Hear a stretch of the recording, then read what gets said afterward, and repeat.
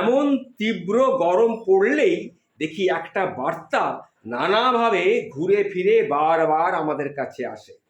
এই 42 ডিগ্রিতে যে মহিলারা আমাদের জন্য রান্নাঘরে সুস্বাদু খাবার বানাচ্ছেন, তাদেরকে স্যালুট।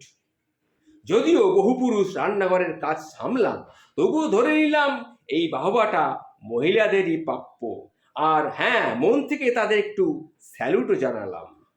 তবে একটা বিষয়ে দুইখান কথা আছে। দুইখান কথা কি? প্রথমত, এই আলগা জ্ঞানপাপী মার্কা পিরিচটা দেখানোর আগে নিজেকে প্রশ্ন করুন, এই প্রচণ্ড গরমে এত সুস্বাদু খাবার এত বায়না কেন? জল ঢালা ভাত, ডাল আলু সেদ্ধ ভাত, ঝোল ভাত খেলেই তো এই সমস্যার সুরাহা হয়ে যায়।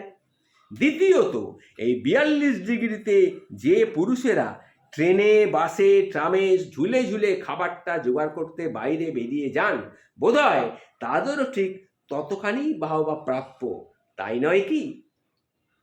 ভেবে দেখেছেন, চাইলে সুস্বাদু 5 পদের জায়গায় সরল 2 পদে কাজ চালানো যায়, কিন্তু কাজে না গেলে উপার্জন শূন্য। শিয়ালদা বা হাওড়া ঢোকার আগে ঠাসাঠাসি ভিড়ে ভরা ট্রেনটা যখন সিগন্যালে দাঁড়িয়ে থাকে, কিংবা রাস্তায় যানজটে বাসটা দুপুর রোদে থমকে দাঁড়িয়ে যায়, তখন কেমন লাগে বলুন তো? যে ছেলেটা পরিবারের খাবারের জন্য সকাল থেকে রাত পর্যন্ত ফাস্টফুড বা হোটেলের উনুনের সামনে সুস্বাদু খাবার বানিয়ে চলেছে, কিংবা যারা রাস্তায় পিচ ঢেলছে, পিচ ঢালার কাজ করছে, রাস্তা তৈরির কাজ করছে, কিংবা বাঁশের ভাড়ায় উঠে পাঁচিল গাচ্ছে, তাদের ব্যাপারটাও ঠিক ওই ঘরের রান্নাঘরের রান্না করার মতো গুরুতর নয় কি? তাপপ্রবাহে জনৈক পথচারের মৃত্যু, কাগজে এমন খবরগুলো নেহাতি ভিড় বাড়ায় বোধ হয়।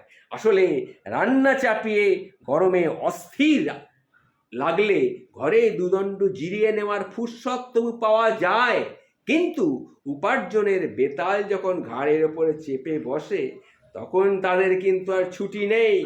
তাই দয়া করে এই একচেটিয়া একচোকামিটা বন্ধ করুন। দুনিয়াটা সবাইকে সম্মান দেবার জন্যে দুদিকেই সম্মান দিয়ে কথা বলুন। সম্মানটা দুদিকেই দেখান।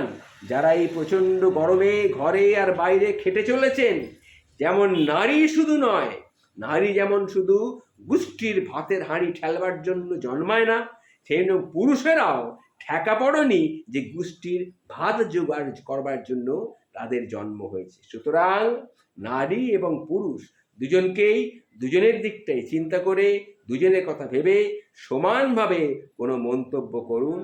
নারী শুধুমাত্র রান্নাঘরে দিনরাত হেসেল ঠেলছে, আর পুরুষ দিনরাত হাওয়াকে ঘুরে বেড়াচ্ছে, তা কিন্তু নয়।